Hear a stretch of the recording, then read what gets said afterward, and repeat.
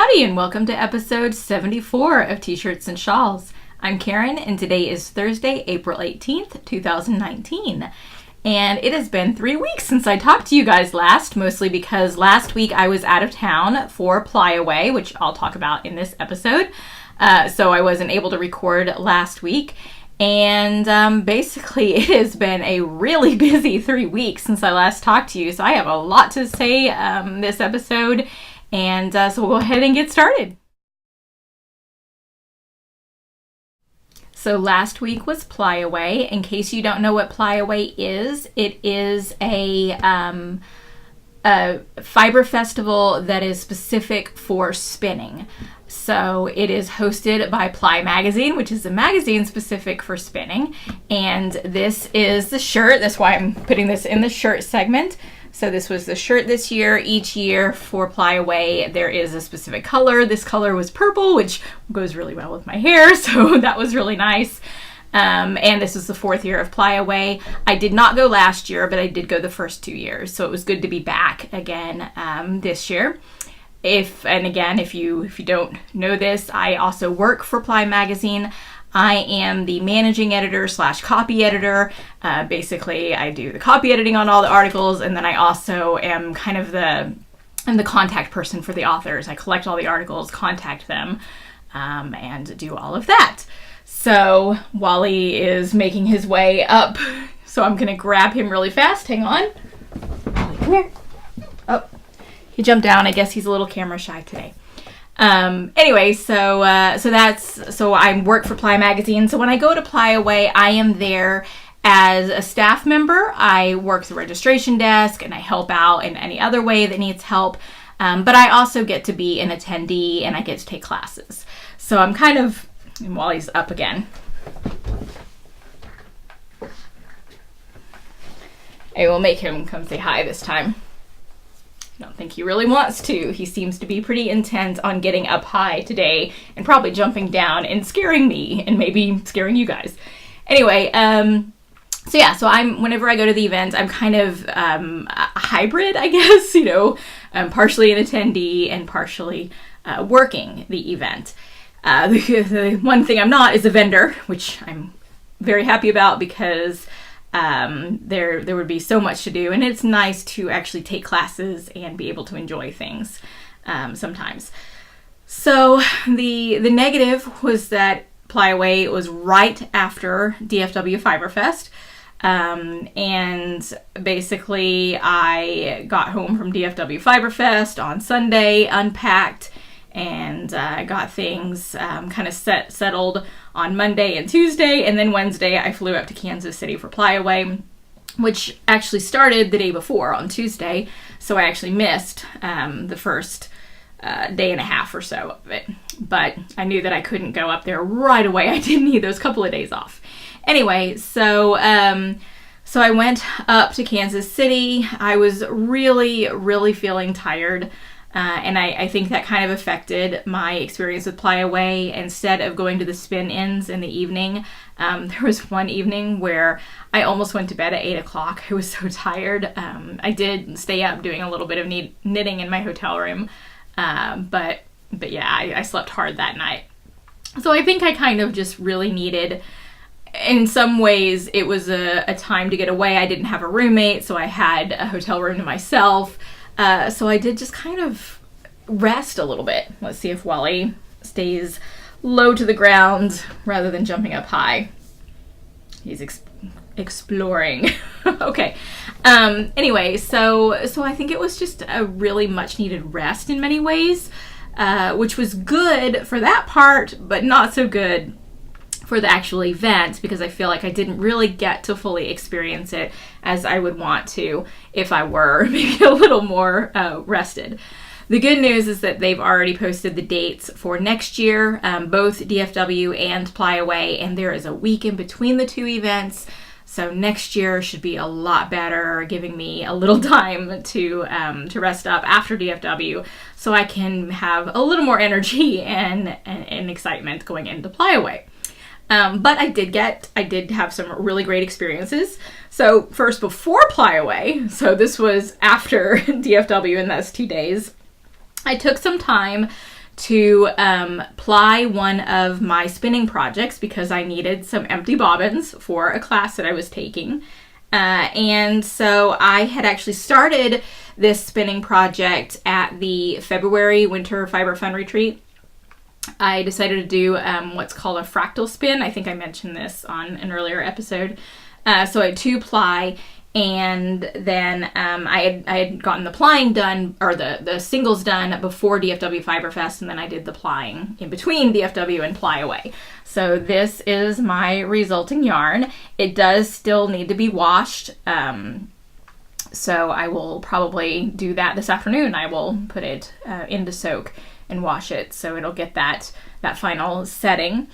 Unfortunately, when I split my fiber, instead of splitting it perfectly in 2, usually I split it when I'm at home and I use my scale and weigh it so I can make sure that I have even amounts. But I just did it by eyeball because I did it actually at the Winter Fiber Fun Retreat. So I ended up with one single that had a lot left over. So I chain plied that, and I basically have a little mini skein of chain plied yarn with the same colors. So that means this will have less yardage than I'd wanted, but that's okay. I still feel like it's got a good amount of yardage. And then I've got a little mini skein. So I would need to wash those and finish them. Okay, so that was pre-PLYAway. Apparently that's really hard to say. So then this year I flew to PLYAway. Usually in the past I've driven, but I knew that getting in the car for 8 hours right after being tired from DFW Fiber Fest, that wasn't really going to go well, and I'm glad that I made the choice to fly. My one hesitation was taking my spinning wheel. I decided to take my Hanson mini spinner, which is an electric spinner, because it's smaller and easier to transport. And I took that as a carry-on. I have a bag that it's basically in. But I was worried about getting it through security. I know other people have done it, but I was worried that either they would stop me and ask me a bunch of questions about it. I was worried about the battery that I bring with it. So I read a lot beforehand to see what suggestions people had. And I got through security both directions, no problem. At DFW at the airport, they did ask me to take it out of the bag and put it in one of the plastic bins. So when I was in Kansas City, I didn't even wait until they asked me to do that. I just went ahead and took it out. And it basically went through. Nobody asked me about it. It was kind of anticlimactic. But it's good because I was worried about that. So if you happen to have an e-spinner and you're worried about traveling with it on a plane, I mean, every experience could be different. You know, you could get a security person that does ask you about it, but I had no questions. No one seemed to even bat an eye at it. So that was good. And I got safely to Kansas City and to the hotel where the event is at. And then basically I worked the registration desk, took some classes, did some shopping, listened to a wonderful talk on Friday night from Clara Parks. And even though I was really tired and I didn't have a full experience, I still had a very good experience. So a few kind of highlights. The classes that I took 2. One was from Jillian Moreno on intuitive spinning. And it basically was a class on kind of trusting our guts, that we know a lot more about spinning than we think we do. And even if we don't measure things like angles of twist and all of those other things, which I am not a measurer. I don't like sitting down and counting my twists per inch and all of that. So that's why I was looking forward to the class. Even if we don't do all that counting, we can still spin a consistent yarn, and we can still spin a yarn that we plan for and that we want. And basically the idea was to take your default yarn that you usually spin and think, okay, so my default yarn is usually, a pretty thin yarn. This time I want to spin a thicker yarn. So what do I need to do to spin a thicker yarn? And the biggest answer is, well, you have to have more fiber in your drafting zone. You basically have to draft out more fiber. So what are some of the ways that you can do that? And so we kind of talked through basically starting with your default yarn and how to make adjustments to change that. And again, no measuring in sight. So that was a good class, and Jillian Moreno is an awesome teacher. If you are a spinner and you have an opportunity to take a class from Jillian, you definitely should do it. She's wonderful. And the other class I took was a photography class with Bernadette, who is the photographer for Ply Magazine. So she talked us through, and it was mostly using a DSLR. She talked us through, you know, what all of the different adjustments that you make mean, and how that affects your picture. Some specifics about taking pictures of fiber and yarn to think about. And the reason I took the class is because I've spent a lot of time and a lot of research on photography. I have a DSLR, and I used to take photos with it all the time, and then I just started getting frustrated by it because there were things that just I wasn't getting, or I was spending a lot of time editing photos afterwards, and I just got really frustrated. And so I've resorted to just using my iPhone because it's faster, and even if the pictures aren't always the greatest, it gets the job done. So I thought I would take the class from Bernadette and see if she had some helpful insight. And she did. There were a lot of things that I took away from the class, and I haven't yet sat down with my camera to do some of the things that she talked about and take some pictures. I plan to do that later this week. Although I guess it's already Thursday, so today or tomorrow. And kind of see what I come up with, and maybe go back to using the DSLR at times. I had to recharge the battery because I haven't used it in a while. So that was nice, and that kind of made me think about different things about photography. So that was a good class. Then the vendor hall. I didn't spend a ton of time in the vendor hall, but it was nice to be able to have time to explore it and to feel like I could take my time, and that I didn't have to, you know, rush around and basically kind of glance here and glance there. So I really enjoyed just being able to take my time. I did not buy very much because since I haven't been spinning much lately, I did not want to buy a bunch of fiber because I've got a lot of fiber I need to use. But I did buy some because I really had to. So I bought some fiber. And I didn't really buy any tools, A, because I was flying and I was limited by the space in my suitcase, and B, because I'm at the point where, for what I'm doing right now, I don't really feel like I need a lot of different tools. I forgot one thing, which I actually do not remember right now where it is. So if you go to Instagram, I did post a photo on Instagram of what I got at PLYAway. But one of the booths was a sexy knitter who does knitting tins and stitch markers and other notions. And so I did get, it's a little bracelet that has stitch markers on it. And I got the Doctor Who themed one. She had Harry Potter and other fandoms, Star Wars and other things. And it was a really hard decision about which one to pick, but I finally went with the Doctor Who one. And I have a picture of that on my Instagram. So I will put a link to her shop in the show notes, so that way you can see what she has there. And then Sheep Spot, who actually comes from Canada.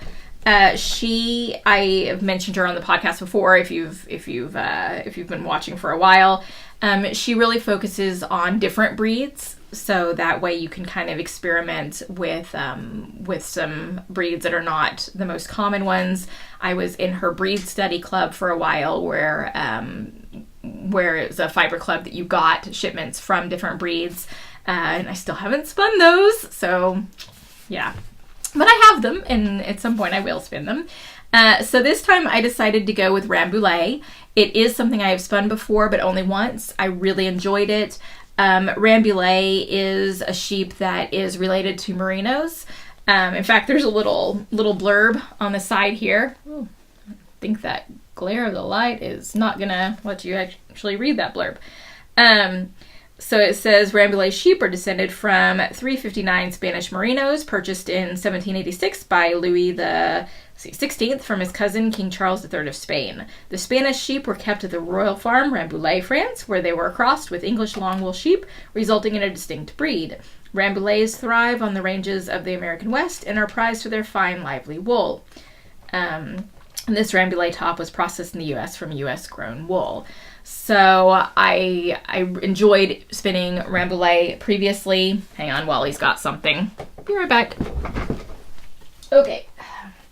Apparently, instead of yarn, since he can't get that right now, he decided to get this little sheep bag that I've had for a while. It is wool, so you know, he's definitely consistent about his preference for wool. Anyway, so Rambouillet, I've spun it before. I really enjoyed it, so I wanted to try it again. And I couldn't decide between these two colors. I think they're both very pretty. And so I just decided to get both of them. And my plan is to spin them as one long singles, each one, and then ply the two together into a 2-ply. And then I'll make a lace shawl out of it. So that's my plan for this. I have no idea when I'll get to it, but hey, at some point I will. And then there was a new to me vendor called A Mystical Farm. And this is some Corriedale, which I think I've mentioned Corriedale before. And then the most recent issue of Ply magazine was about Bond and Corriedale. I've spun Corriedale again. I've enjoyed it.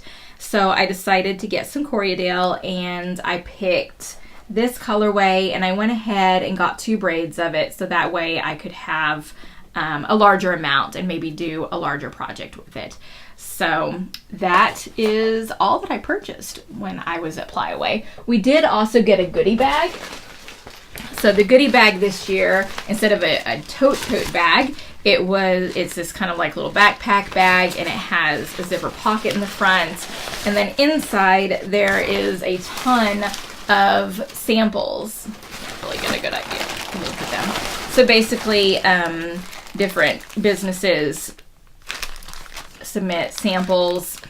This is some hemp fiber.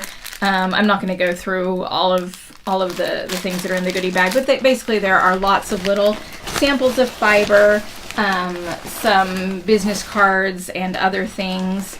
A ruler, got some wool wash, and just lots of other little things. Oh, I thought this was so cute. DFW Fiber Fest put something in. It's this little guy that's a bottle cap opener, a keychain, and it's got a light and a measuring tape. And this is a little thing to pull out to activate the battery so the light will start working. I haven't done that yet. But I just thought that was adorable, and I love that it came from DFW Fiber Fest. So lots of goodies in the goodie bag. Then I think the other biggest thing was the talk that Clara Parks came and did for us. And basically, Clara Parks is one of my my big kind of idols. That she, I think, does so much to promote wool. And that is kind of her big thing, and so I really appreciated that she came and talked to us, and that was what her talk was about. So if you follow her on Instagram, you may have seen some of the things that she's posted in recent months about some companies that basically are kind of throwing wool under the bus. One company that had a picture of this sheep that had been lost. The sheep is actually named Shrek, and he'd been lost for, I think it was 6 years, and had evaded the people who come and round up the sheep to shear them each year. And he was finally found in a cave, and he was so overgrown with his fleece that he really could not move, he could not see, and had he not been found, he probably would have died because he was at the point where he was not able to really take care of himself. Well, this clothing company put a picture of Shrek in his huge overgrown fleece, and basically said that if you buy their products, then you allow sheep to keep their coats instead of taking their coats from them. And in actuality, sheep need to be to have their fleece removed each year, because if it grows like it did with Shrek, it is actually dangerous to them. So it's actually good for the sheep to be sheared each year. And for a company to promote not shearing sheep is actually promoting animal cruelty. So it is a good thing to take the wool from sheep.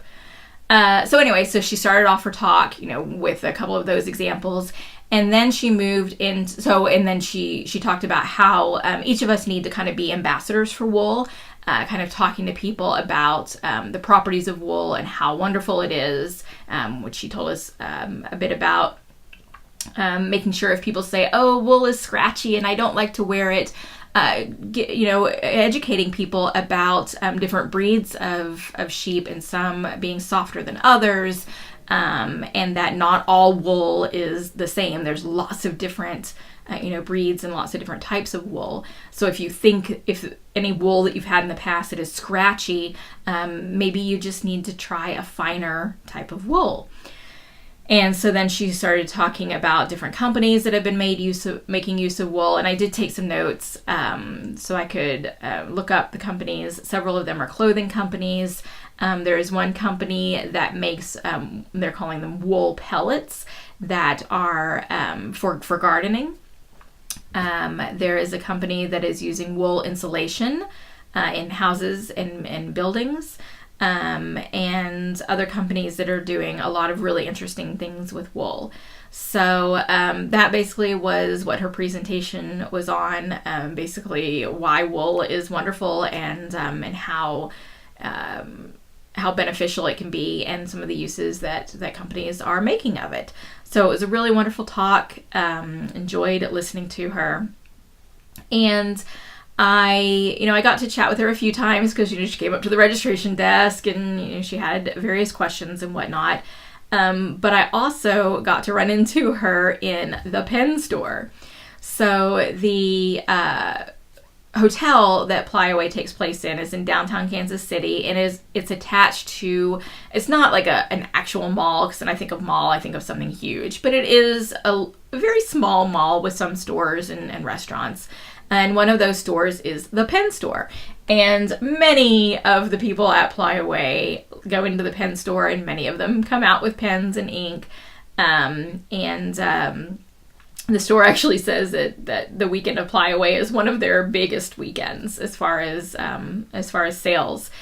And both Clara Parks and Jillian Moreno are big pen users, and especially Jillian was in the store multiple times each day. And so I had gone in earlier in the week, and I bought this pen, which is a Yoda pen. So Star Wars. I have an R2-D2 one already, and I wanted to get BB-8, but the BB-8 one they had was a rollerball, and I prefer a fountain pen. So I decided to go ahead and get Yoda.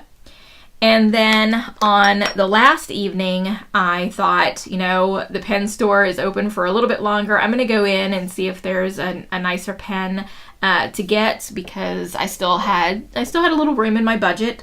And so I thought I would go in there, and lo and behold, who was in there but Jillian Moreno and Clara Parks.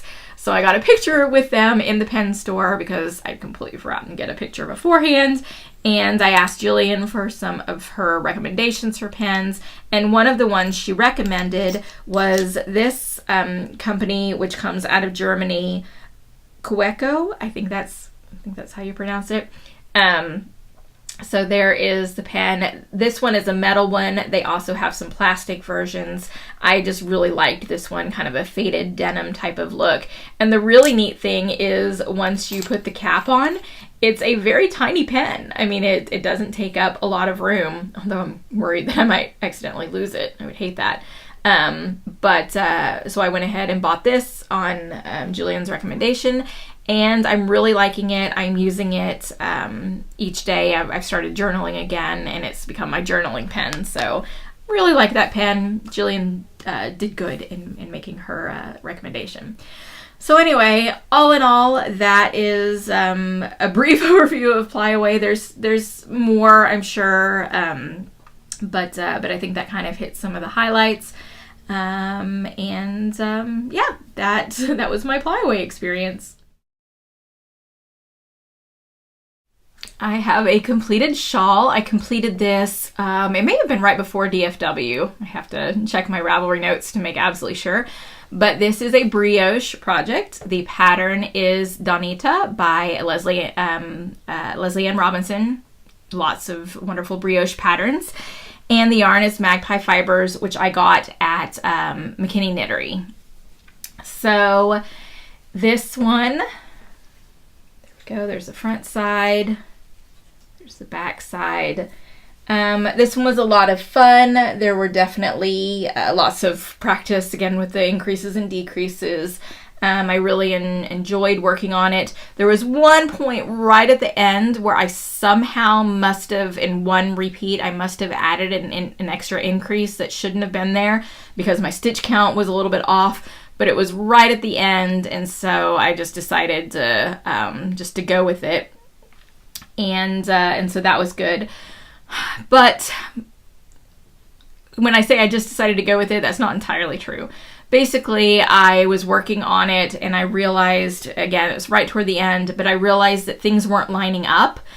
So where like these little curves and stuff happen, it was right at the beginning of a repeat and it just wasn't lining up. So I thought maybe I had gotten something wrong earlier, and I actually tinked back 4 rows of brioche. I guess technically it's 2 rows because every brioche row is you work each color, but 4 rows. I tinked back just to see if I could find my mistake and fix my mistake. And it took like an entire knitting evening time to do that tinking back. And then I realized the count I thought that I didn't make a mistake, that the count was right. And so then I just redid those 4 rows, making no changes.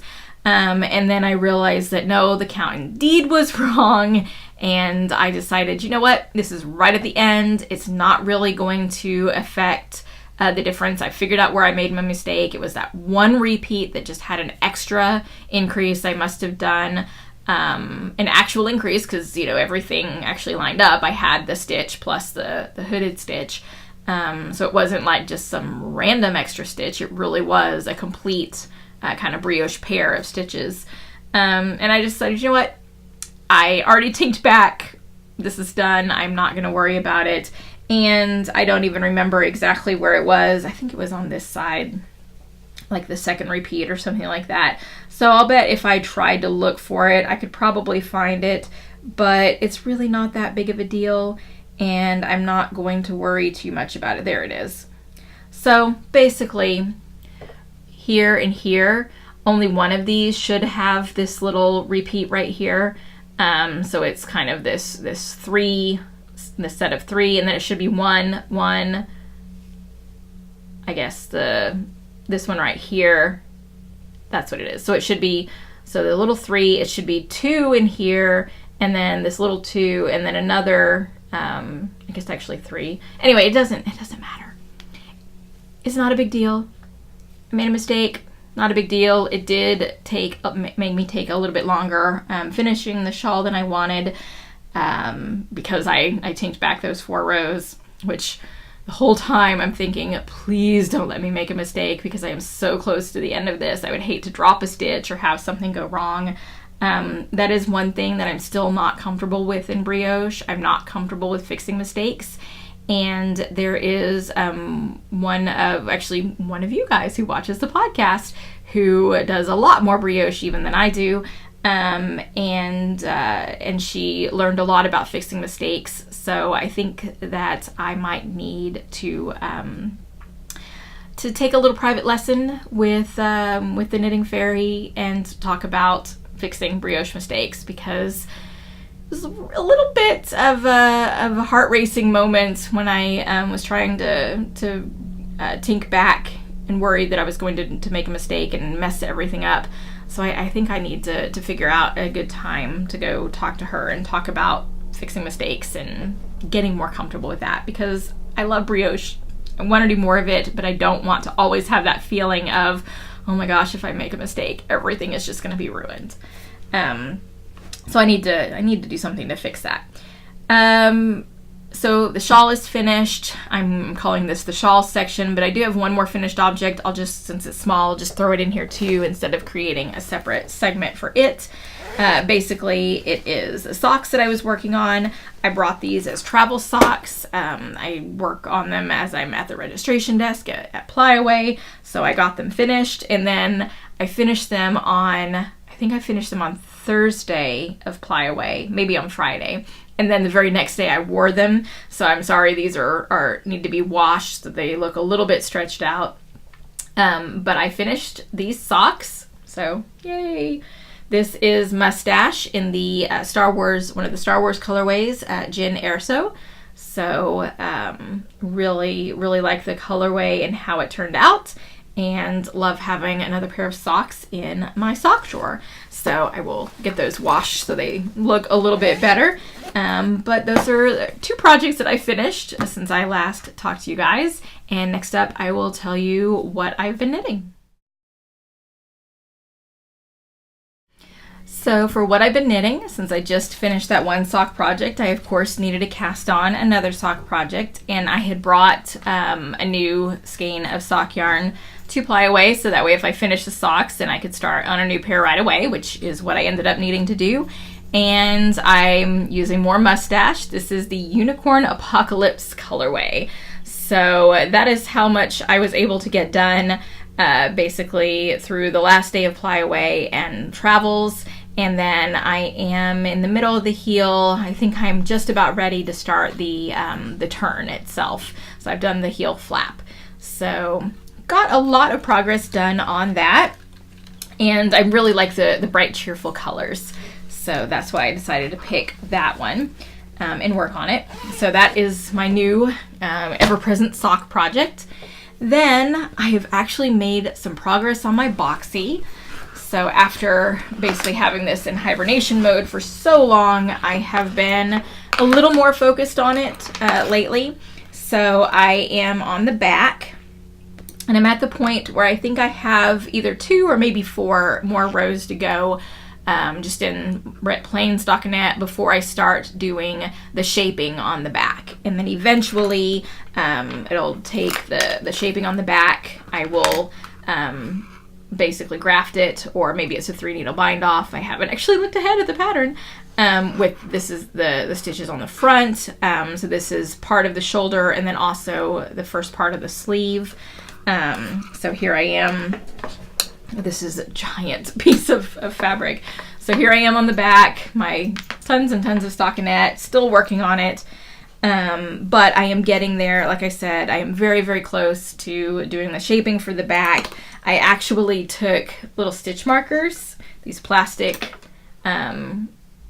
openable and closable stitch markers, to put the 2 sides together. This is the bottom hem, because when I was trying to measure the back against the front, because I want to make sure that the back is the same length as the front, I was having trouble, even when I was laying it flat, kind of getting that the hem to match up and to everything to lay flat. So I just basically use these little stitch markers as holders to hold the 2 sides together, and that seems to be working really well.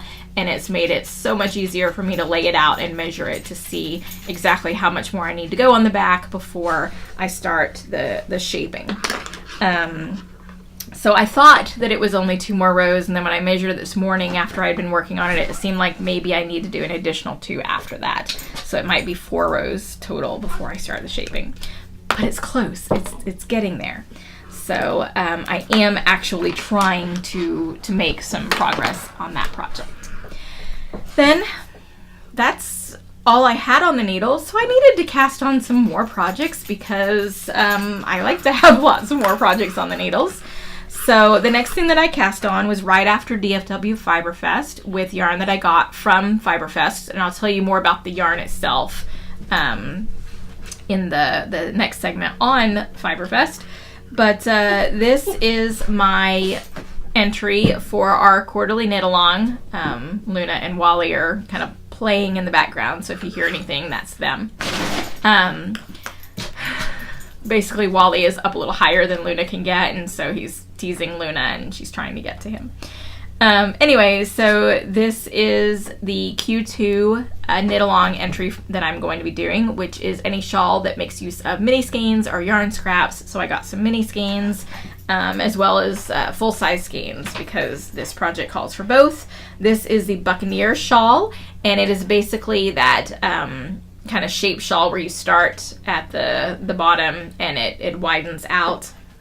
So that's what I've gotten done so far. This is a little stitch marker that reminds me which side is the right side, because especially when I was still just doing garter, it's harder to see. Now that I've added in the mini skeins and I'm getting more of an obvious right and wrong side, it's a little bit easier. So this, I've added the second mini skein. I think I've got like 2 more rows of that, maybe 3, before I add in the third one. It's 6 mini skein colors all together. So far this is kind of a fun pattern. The mini skeins are a little more variegated because the part that makes use of those mini skeins is just a really simple feather and fan pattern.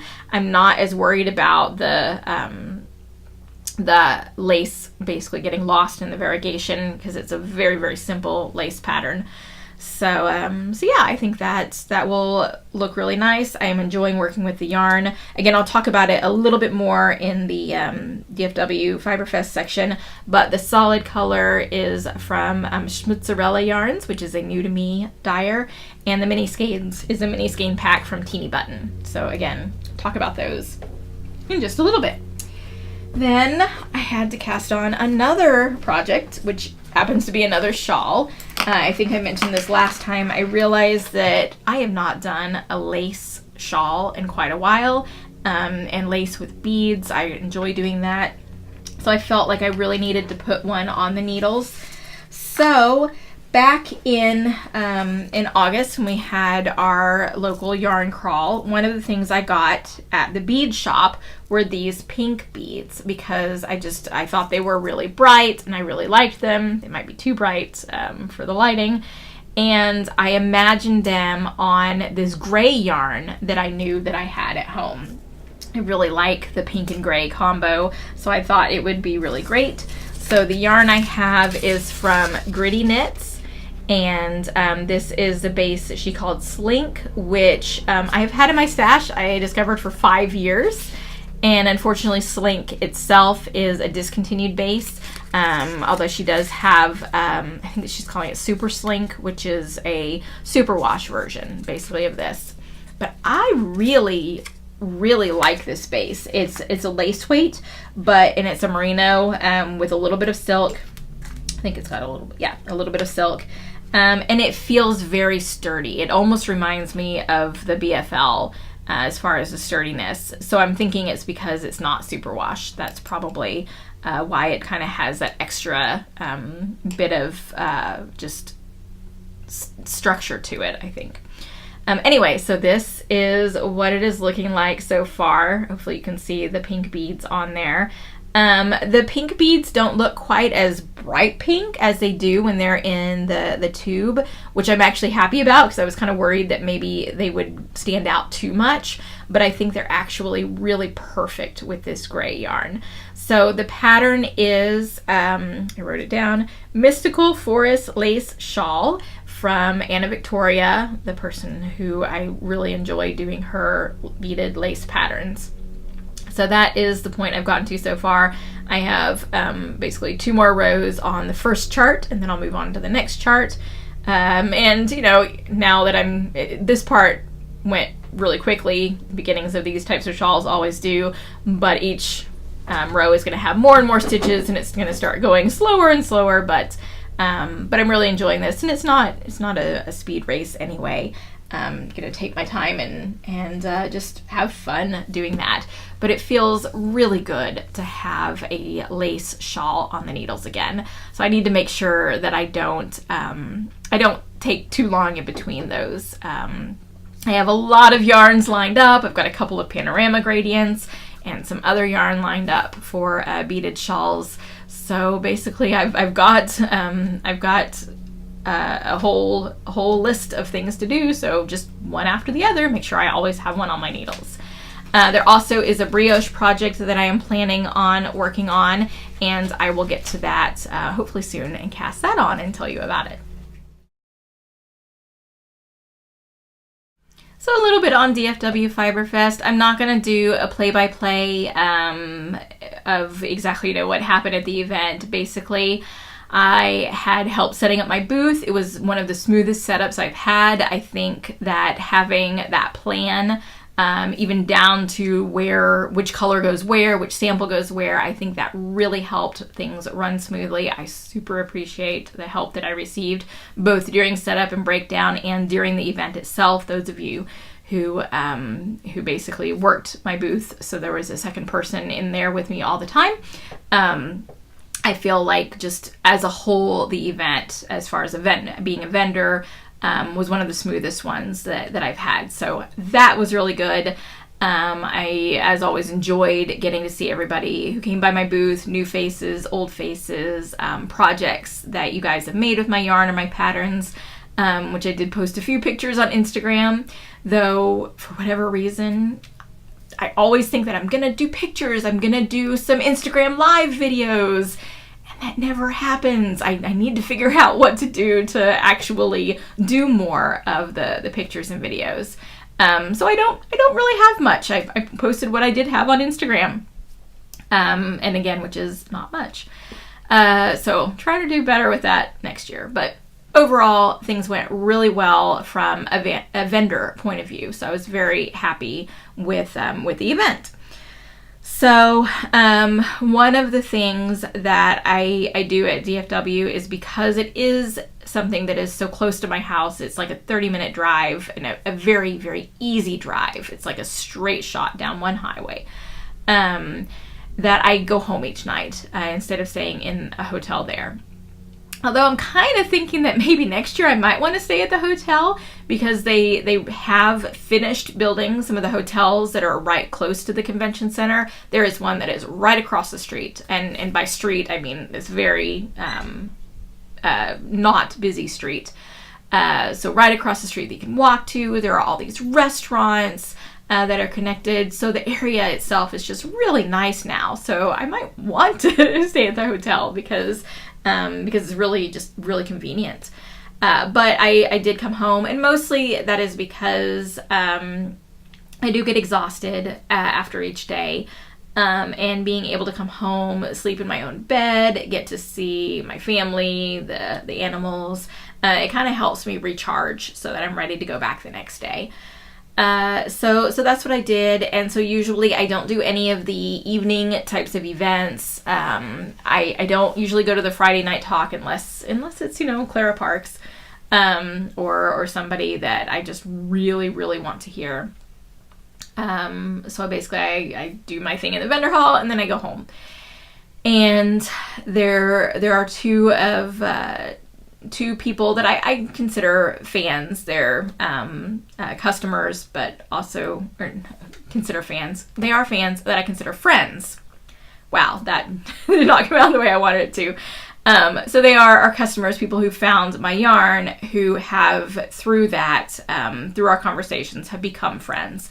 But unfortunately, they live clear on the other side of the Metroplex from where I am. So it is a really, really big drive. So we never really get to see each other except for at these events. And usually if they come by my booth, sometimes things are busy and we don't really get a chance to talk. So a couple of days before Fiberfest, they contacted me and asked if I would be interested in going out to dinner with them on Saturday. And I have to admit, my first response was, oh, I would love to, but I know I'm going to be exhausted, and I don't know that it would be really fun to have dinner with me just going, exhaustion. I don't know that I can talk. And so I'd actually typed up my response to them and did the, kind of thank you for inviting me, but I don't think that I'm going to be able to do it. But then I stopped myself and I thought, what am I doing? These are two people I really do want to spend more time with. I would enjoy going out to dinner with them. I'm thrilled that they invited me. Why am I turning it down? Yeah, I'm going to be tired, but you know what? I don't care. I really want to go to dinner with them. So I erased what I had already typed and typed it all up again and said, yes, I do want to go to dinner with you. And I think they were also understanding that I might be tired. And definitely kind of respected that. But we had a very nice dinner. So Erica and Cameron, thank you so much for inviting me. I'm really glad that I went out with you guys. It's a very calm dinner, but I felt like we finally got a chance to actually chat, and where it's not super busy in the booth. And so I really enjoyed that. And I think I need to do something like that at events a little more often, where I'm not just in my booth and then going home or going back to a hotel and basically spending time by myself. Yes, it is exhausting. Yes, I need to recharge. But I think maybe if I just build in days after the event to recharge rather than every evening. I mean, I should take some time during the event to recharge. But I think I've kind of almost taken it to the extreme. I do want to be more social because I do enjoy getting to see you guys. And I want to spend some more non-booth time with people. It didn't happen at PLYAway. I kind of thought about that. But like I said, I do need probably a few days after the event to recharge and not to go straight to another event. But I'm really glad that I said yes to the dinner and had a lot of fun. So thank you. Let's see. Shopping. So I did do a little bit of shopping, not a ton. Now that the vendor hall is so much bigger, it was really difficult to get to see, especially as a vendor, to get to see the other vendors. But I did go around and look at both vendors that I know and love, and then some new to me vendors. So Mustache was a must stop for me, and Instagram can be very dangerous. Basically, Stacy posted several of the new colorways that she was going to be releasing at DFW on Instagram. And every time she posted one, I thought, oh, I love that one. I have to have it. Oh my gosh, I love that one. I have to have it. Yeah, so I fortunately was able to, all 4 of the ones that I said I really had to have, I was able to get. I splurged a little bit, treated myself to some fun yarn. So this one is called Purple Skein, and is kind of a tribute to Prince. And so it's got grays and purples, and I can't imagine, I really, really like this one. So I love that.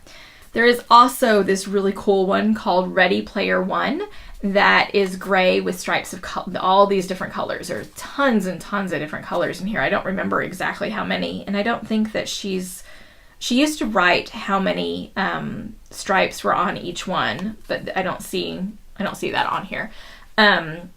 But there are a lot of different colors. So Ready Player One is a book that, especially if you're a child of the 80s, you have to read.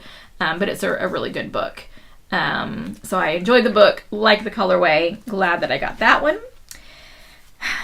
Then there is one called The Doctor, a Doctor Who colorway.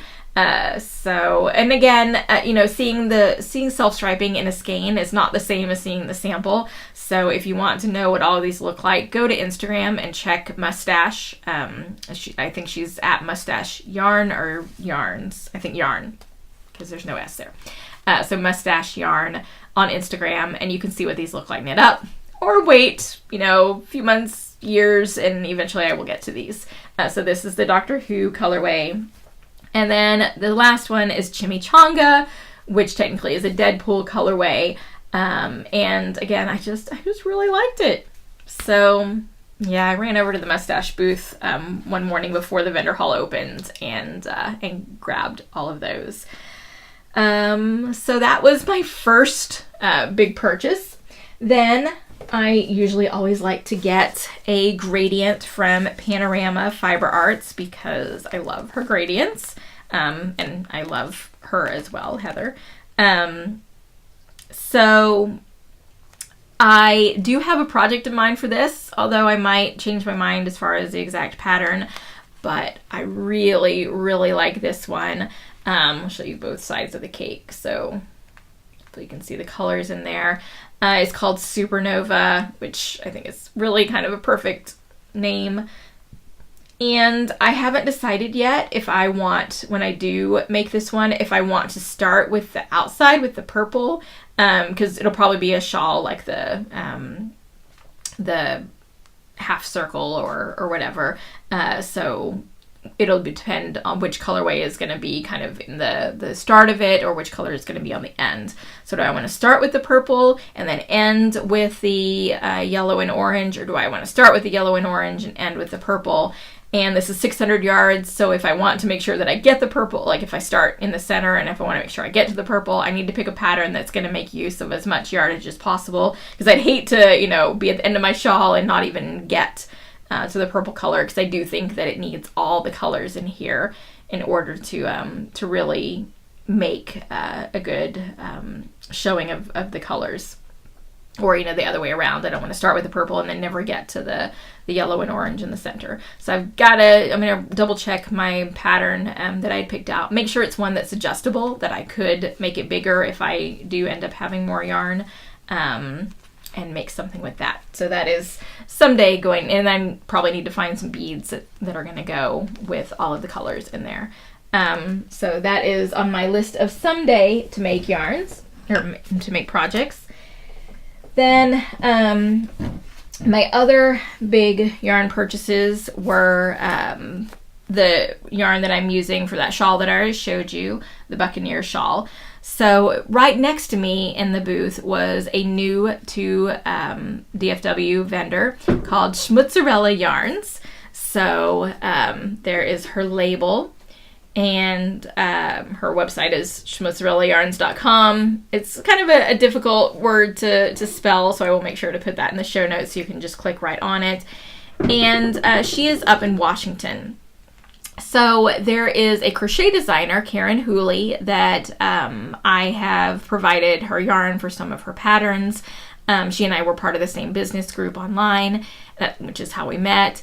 And apparently the dyer behind this is Karen's local dyer. She lives about 15 minutes, they live about 15 minutes away from each other. So Karen let me know, like, hey, be on the lookout for this this dyer. I saw on the vendor map that she's in the booth next to you. So I reached out to her and I said, you know, if you have any questions or need anything, let me know. We have a mutual friend. I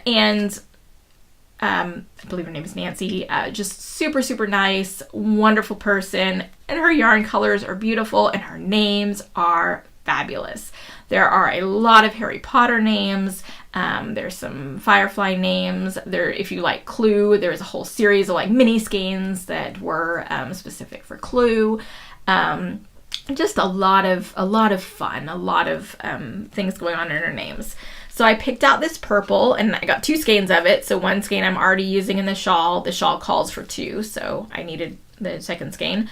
One can never have enough socks. So if you're not familiar with that, that is a quote from Harry Potter. And again, it's really, really gorgeous purple. But then I saw this color. So it's called Expelliarmus, another Harry Potter. And I really liked this, and this is the color I really wanted to use for my shawl, but she only had 1 skein and I needed 2. So I'm very happy with the purple, and so I picked that for the shawl. But I couldn't let Expelliarmus stay behind. So I did go ahead and pick up the single skein that she had available of it. This is in her Dude colorway, which is basic fingering weight, 80/20 merino and nylon. Which it's a 2-ply, and it feels very nice. So great for lace shawls. Or for garter stitch. 2-ply is also very good for garter, which is what I'm using in that pattern. Anyway, so I don't know yet what this will become, but I couldn't leave it behind. So like I said, it's the shawl that I'm working on. There's the Schmutzerella yarn. And then the other yarn that I got for the shawl was a mini skein set from Teeny Button. And so you can see the colors that I'm already using in there. and I left the label in the other room. But basically, it is a set that is based on the Great British Bake Off, which is something that my husband and I enjoy watching. So it was fun to see the colors that were inspired by it. So some of the names were Ready, Set, Bake, Hollywood Handshake, Soggy Bottoms. So lots of fun things if you're familiar with the show. So those are the purple and the green. Then there's also this more variegated color. This is the green. Let's see, there's this slightly more neutral color there, and I think which one did I show you? I think I showed you this one. So there's the other one.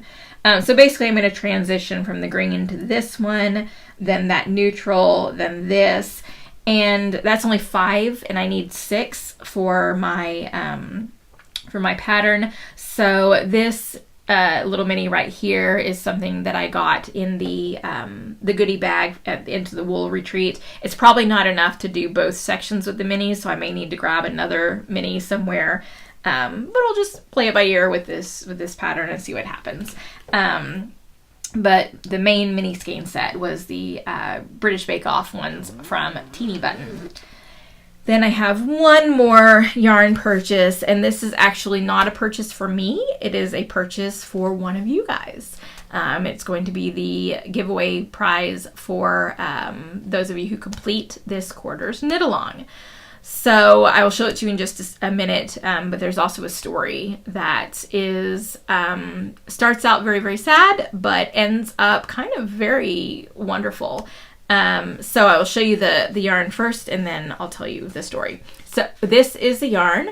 It is a mini skein set from 100 Ravens. So these are our purples and grays. She had several other mini skein sets, but I picked the purple one. Imagine that. But this is not for me. This, like I said, is for one of you, whoever is the randomly drawn winner of this quarter's, the second quarter's knit along. So the knit along is any shawl that uses mini skeins or yarn scraps, so you get mini skeins. So 100 Ravens. They are out of Connecticut, New Hampshire, somewhere in the Northeast. And so they travel all the way down from there to DFW for the events. They have a trailer full of their yarn and all of their booth display equipment and the samples. And on, I guess, Wednesday night, sometime Wednesday night, Thursday morning, their trailer was parked at their hotel, which was not one of the immediate hotels right around the convention center. It was a little ways out, but still somewhat close by. Their trailer was stolen. Their full trailer, because it was before setup, so everything was stolen. Their entire inventory, all of the samples, all of the booth equipment. And I've got to tell you, even if there is insurance, a loss like that is devastating for a small business. Devastating to the point that it could be business ending. If that happened to me, I don't think I could, I don't know that I could recover from that without a lot of help. Eva is apparently now trying to get into trouble. And she caught my eye. I see you. If I try to go get her and show her on the screen, though, she'll run. Anyway, so everything was stolen. And, you know, how do you come back from that? So the organizers of DFW Fiberfest decided they wanted to do something, needed to do something to help out. And so they went around to all of the vendors and asked vendors to donate prizes. They were going to put together, their original plan was 3 boxes of donations as prizes, and then they were going to sell raffle tickets and give the proceeds of the raffle to 100 Ravens to help with basically rebuilding and recovering from the theft. So the outpouring of the community was incredible. There's so many donations from the vendors as well as from other people who donated things from their stashes. They were able to create 8 boxes, full boxes, for prizes, and one of the prizes was actually a entire weekend for next year's DFW Fiberfest. You know, full classes for the winner and a guest and a friend, full classes, hotel, everything. So 7 physical prizes and that one prize of next year's Fiberfest. And they sold raffle tickets both at the event as well as online. People who couldn't make it to the event were able to buy raffle tickets online. And I'm going to try hard not to choke up here. On Sunday, after the vendor hall closed, all of the vendors gathered together in the Fibertory, which is the middle space where there are all the chairs and stuff. And the Fiberfest board was able to present 100 Ravens with a check for $12,500 just from the raffle. So that was pretty incredible. And hopefully it will help very much with 100 Ravens trying to get back on their feet. So there was that. There was also a GoFundMe, which I don't know if it's still going or how much that raised. That was just, in general, not related to DFW Fiberfest. And a semi-miracle. Actually, we'll call it not a semi-miracle. A miracle happened. Some of the yarn was recovered. You're wondering, how do you have 100 Ravens yarn in your hand if everything was stolen? So, the person with, I think 100 Ravens is 2 people. I should probably clarify this. So I think one of the people was the one that was here at DFW. She was on her way out of town when she got a phone call. It was somebody from Habitat for Humanity. Apparently, a large donation of over 1,000 skeins of yarn had come into that Habitat for Humanity location. The person who took in the yarn thought that something seemed a little off. I mean, why is someone donating this much yarn, all of the same label? That person actually happened to be a crocheter, so she knew at least a little bit about yarn. She looked up 100 Ravens online, noticed all the social media posts about the theft, and realized this was some of the yarn that had been stolen. So she contacted 100 Ravens. One of the other vendors who was there got her truck and drove out to the Habitat for Humanity. They loaded up the yarn that was found. It was about somewhere between a third to a half of all of the yarn. So it wasn't all of the yarn, but I mean, over 1,000 skeins of yarn. That's a lot to recover. And it was all in good shape. So she was able to, and then the vendors donated like extra grid walls and other display equipment. And so 100 Ravens was able to start on Saturday and Sunday, have a small booth at DFW and have some yarn available for sale. So that is how I was able to pick up this yarn. So it is a horrible experience, and I'm sure that it is going to take way much more to recover. But at least having a little bit of yarn, being able to sell that, having money to be able to buy back all of that booth equipment and get all of that set up going again, money to buy more yarn to dye. And then there are a lot of people who have volunteered to help make samples and to replace the samples in the booth. So it's just a really wonderful act of showing the community coming together and taking what could have been a tragedy that ended this business and doing something that should keep the business ongoing. I haven't checked to see if there are any updates in the past week with 100 Ravens, but hopefully things are going a lot better after the recovery and after the funds that were raised.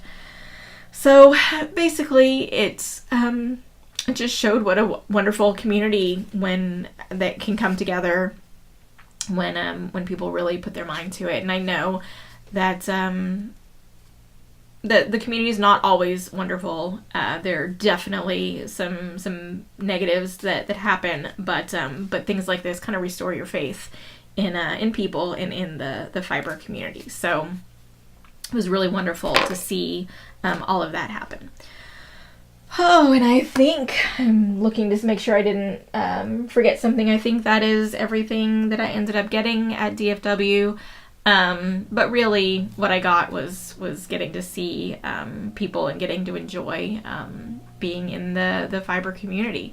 So thank you so much to everyone who came by. And if you weren't able to make it this year, I hope you're able to make it next year. It's the very first weekend of April next year.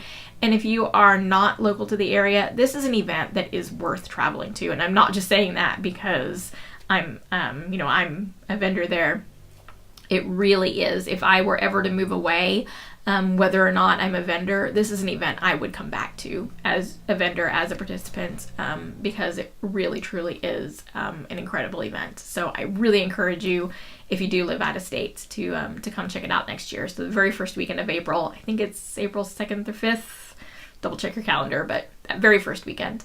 Mark it on your calendar now. Make plans for next year. It is truly incredible. For the Mists of Avalon read-along, we have had some really great discussion going on in the Ravelry group, and one person who has finished the book completely already, although they're, it's read at your own pace, so whatever pace you want, even if you haven't started yet, it's not too late to join in, so feel free to pop in whenever you want. I thought that on my travels to PLYAway, like on the plane and maybe in the evenings when I was relaxing, I would get so much reading done. And maybe I would even finish the book by the time PLYAway was done. I've forgotten just how long this book really is. And I did get some more reading done. I've actually switched to the audiobook because that was easier as far as traveling goes, to listen to it on the plane. Because I get motion sick. I don't like reading on the plane. So listening to it, listening to it knitting in my hotel room. So I did get a good chunk done. But I don't think I'm quite at the halfway point. I'm still in book 2, though I think I'm toward the end of book 2. So I've still got a lot of catching up to do, but I'm getting there. One thing I'm realizing is there's so much I don't remember. So my plan is to keep listening to the audiobook and then to go back where I was in the actual physical book and also read that as well. And mostly listening to the audiobook just to get the overall reminder of, oh yeah, that's what happened in the story. And then going back and physically reading the book to get the points that I want to use in discussion. So it's going to take longer than I thought I would be taking with it, but that's fine. Again, it is read at your own pace. So nobody is behind. Everybody is wherever you want to be. Come jump into the discussion. So one of the things when we started the read-along is that I said that I would have some special yarn colors that I would release that are related to the read-along, and I actually do have the first 2 of those planned. And yesterday I dyed a sample skein of each of those colors on Merlin. That's my merino nylon fingering weight base. And those are, I need to actually, as soon as I finish recording this, I need to go rinse those out and then put them on the drying rack. So I'm not ready to show you guys what they are yet. I don't think you want to see dripping wet yarn. Maybe you do, but I'm not gonna bring that in here. So I should have those first 2 colorways released, in the next week or 2. What I'm planning to do is set it up as a pre-order rather than dyeing yarn in advance and trying to guess what bases you might be interested in. I figure if I open it up to a pre-order, you can order on exactly which base you want, however many skeins you want, and kind of make better use of both my dyeing time and my inventory, making sure that I'm dyeing what you actually want. So 2 colors, I'll just tell you, they're both kind of in the neutral colors. One is a dark brown and the other one is a very, very, very pale yellow. And yellow, it may not sound neutral, but the the way this is so pale, it really does read more as a neutral, although it is yellow. You can tell it is yellow, but it can act more like almost a neutral. Not quite cream, since it does have that yellowish tint to it, but it's really, really pretty. I like the way that it turned out. And so I'll be giving you more information about that whenever that yarn is dry and I take pictures and I set up the page and do all of that. But I have to admit that in thinking about everything that I talked about in the previous episode about the author of The Mists of Avalon and in her personal life and some of the major issues with that. If you didn't listen to the previous episode where I talked about that, please go back and listen. Basically, it deals with the author basically being a child abuser. And that is something that is very problematic. And I talked about that in the previous episode. And so as I'm thinking about creating colors that go along with the book, I have to admit that I feel a little problematic about that. So I started thinking about either just not doing colors that go with the Mists of Avalon, because it feels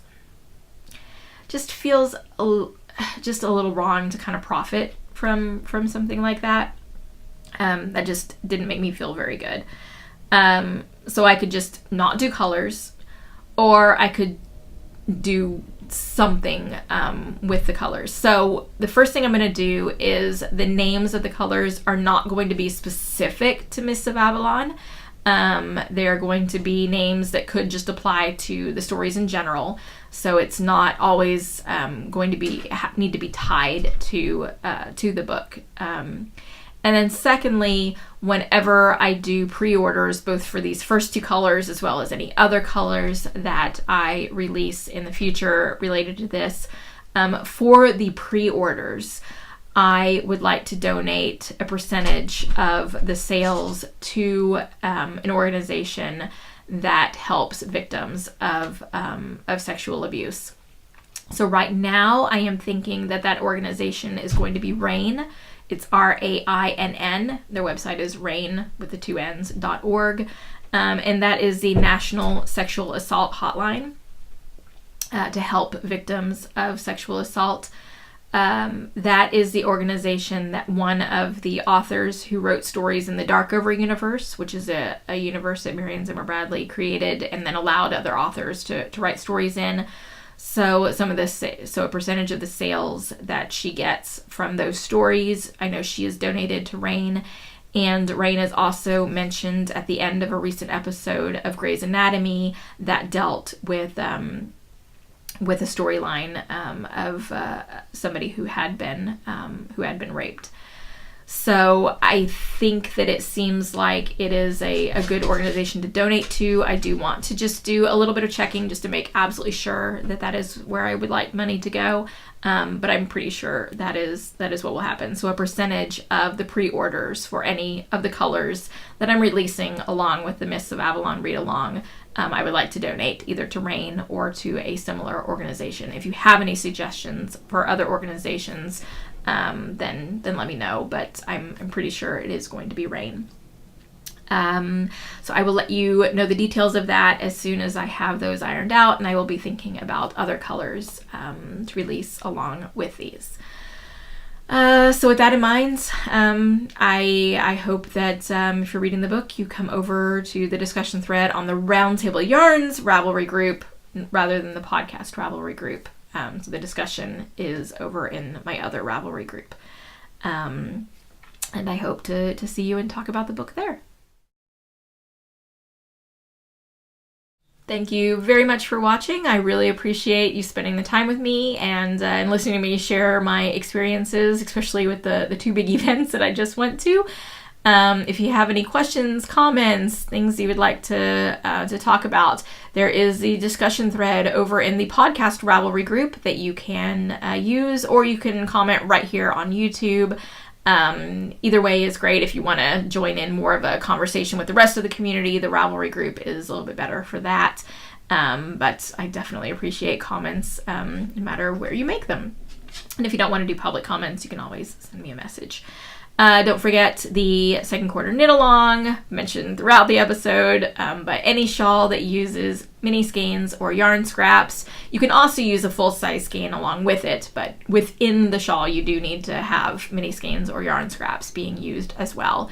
So that is our theme for this quarter. It just started in April, so April, May, and June. And then the prize is that mini skein pack from 100 Ravens. So come over to the Ravelry group for the podcast. There's a chat thread for the knit along / crochet along. There's also a thread for you to post your finished objects. Otherwise, I am still, getting a little bit resettled back into my normal routine. Already thinking ahead to Houston Fiber Fest, which is the end of June. That'll probably be here before I know it, but I've got some ideas of things that I want to kind of do between now and then, so hopefully I will have some time to get those things done, and I will tell you about them as I work on them. So until next time, happy knitting!